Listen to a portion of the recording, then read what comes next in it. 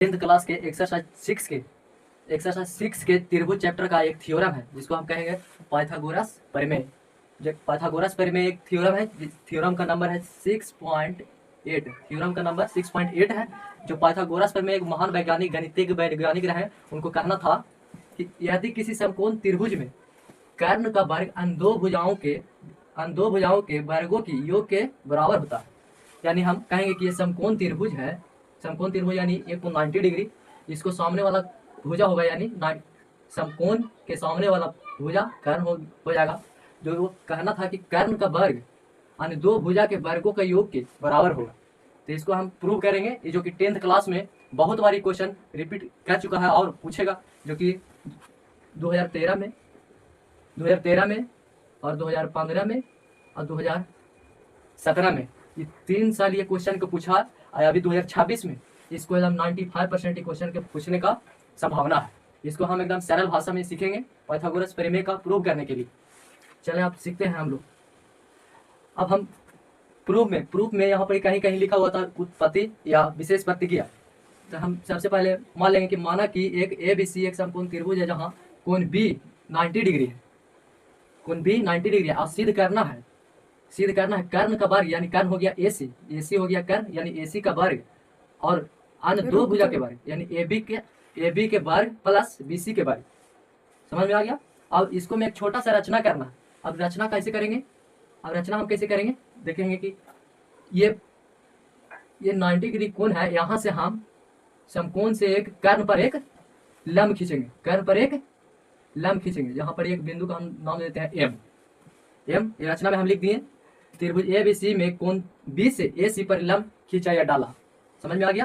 और यहाँ पर कोई दिक्कत नहीं, प्रमाण में आप चलेंगे और सीक्वेंस से कॉपी भी चेक होता है, सीक्वेंस से भी नंबर में मिलता है, इसलिए हम सीक्वेंस से लिखेंगे। सबसे पहले प्रूफ लिख दिए और सिद्ध करना है, काची हुई लिखेंगे। उसके बाद रचना एक छोटा करना, तो रचना हम कर दिए। उसके बाद प्रमाण में, मेन थ्योरम में प्रमाण रहता है, वो थ्योरम आपको 3 नंबर यानी सीक्वेंस के अनुसार यहाँ पर मेन थ्योरम के ही का मान रहता है।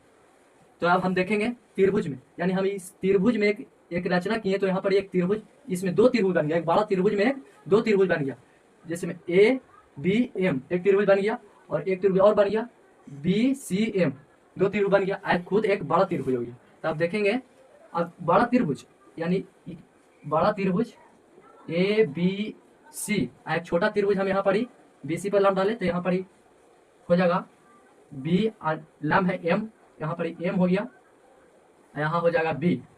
तब देखेंगे कि त्रिभुज ABC और ABM में, ये दोनों त्रिभुज में देखेंगे कि क्या क्या समान है। तो हम देखेंगे कि देखते हैं अब कोण B और कोण M एक बराबर है, क्योंकि ये 90 डिग्री है, ये भी 90 डिग्री है। तो हम कह सकते हैं कि त्रिभुज ABC में और त्रिभुज ABM में कोण B बराबर कोण M, क्योंकि कोण B और M 90 डिग्री है, दोनों 90 डिग्री है। और कोण A था और A दोनों त्रिभुज में है, समान है, इसलिए दोनों त्रिभुज में इसलिए कॉमन हो गया, इसलिए हम कोण A कॉमन हो गया। तब हम कह सकते हैं कि त्रिभुज चैप्टर में हम एक पहले ही थ्योरम में पढ़ चुके हैं, उपप्रमेय है। उसको में उपप्रमेय यह है कि कोई भी 2 त्रिभुज रहेगा, उसको में 2 कोण बराबर हो जाता है, तो कौन समरूपता से वह त्रिभुज समरूप हो जाएगा। तो हम कह सकते हैं कि इसमें कोण BM और AA कोण से ये त्रिभुज समरूप होगा, यानी कोण, इसलिए त्रिभुज ABC समरूप त्रिभुज ABM कौन सा कसौटी से, तो ये हो जाएगा AA समरूपता से। तब ये त्रिभुज समरूप, अब त्रिभुज ABC समरूप त्रिभुज ABM के हो गया, तब समरूप हो गया। तब आप देखेंगे ये दोनों के भुजा आप देखेंगे, समरूप हो गया तो ये दोनों के भुजा आप देख लेंगे कि बड़ा वाला त्रिभुज में ये कर्ण हो गया AB, इसको हम अच्छा से बना लेते हैं। बड़ा वाला AB, इसको मैं रचना किए थे M। बड़ा वाला त्रिभुज में इसको मैं AB या AB कच्ची हो गया, लंब हो गया, बड़ा वाला त्रिभुज में लंब हो गया, तो छोटा वाला त्रिभुज में कच्ची है AM लंब हो गया। तो इसको हम कह सकते हैं कि AB बटा AM, और इसको में कर्ण AC है, बड़ा वाला त्रिभुज में कर्ण AC हो गया, तो छोटा वाला त्रिभुज में कर्ण हो गया। इसको 90 डिग्री यानी लंब के सोझे वाला भुजा हो जाता है कर्ण, तो इसको हो जाएगा कर्ण AB।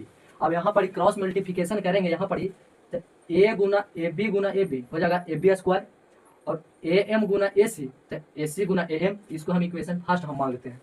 अब फिर उसी प्रकार से इस वाला त्रिभुज और टोटल त्रिभुज में बड़ा त्रिभुज में हम देखेंगे क्या क्या कॉमन है, इसको में हम समरूपता लगाएंगे ठीक उसी प्रकार से त्रिभुज ए बी सी में, त्रिभुज ए बी सी में और त्रिभुज बी सी एम में, इसमें कोण बी, बड़ा वाला त्रिभुज में कोण बी बराबर कोण एम, क्योंकि दोनों 90 डिग्री है, बराबर हो गया। अब कोण सी, छोटा वाला त्रिभुज में कोण सी और बड़ा वाला त्रिभुज में भी कोण सी है, इसलिए कॉमन यानी वो घनिष्ठ हो जाएगा, कॉमन हो गया, इसलिए कोण सी बराबर कोण सी। तो हम कह सकते हैं एंगल एंगल समरूपता से त्रिभुज ए बी सी समरूप त्रिभुज बी सी एम।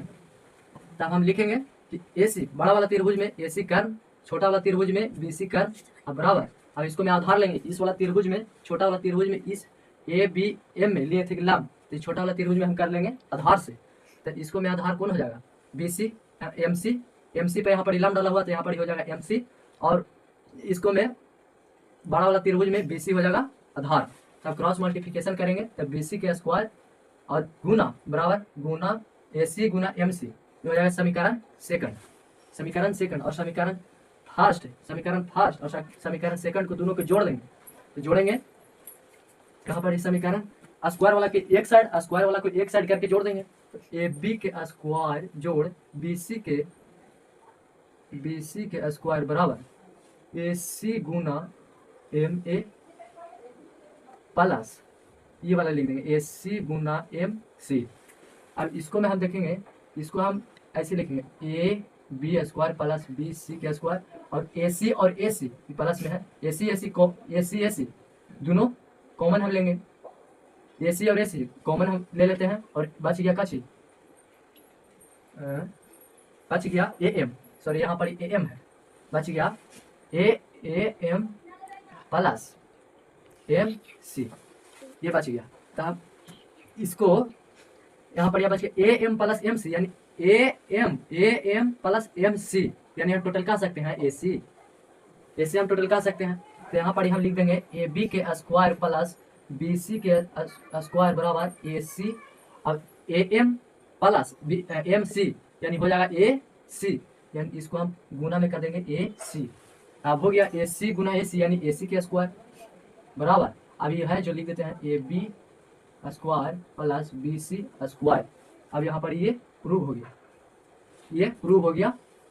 यही पाइथागोरस प्रमेय का कहना था कि कोई भी समकोण त्रिभुज में कर्ण का वर्ग अन दो भुजाओं के वर्गों का योग के बराबर हो गया, यानी इस त्रिभुज में एसी कर्ण है, एसी कर्ण है यानी कर्ण के स्क्वायर हो गया, और दो भुजा यानी ए बी यानी लंब आधार के वर्ग यानी वर्ग ए बी लंब हो गया, ए बी लंब के स्क्वायर और बी सी के स्क्वायर यानी आधार के स्क्वायर के बराबर हो।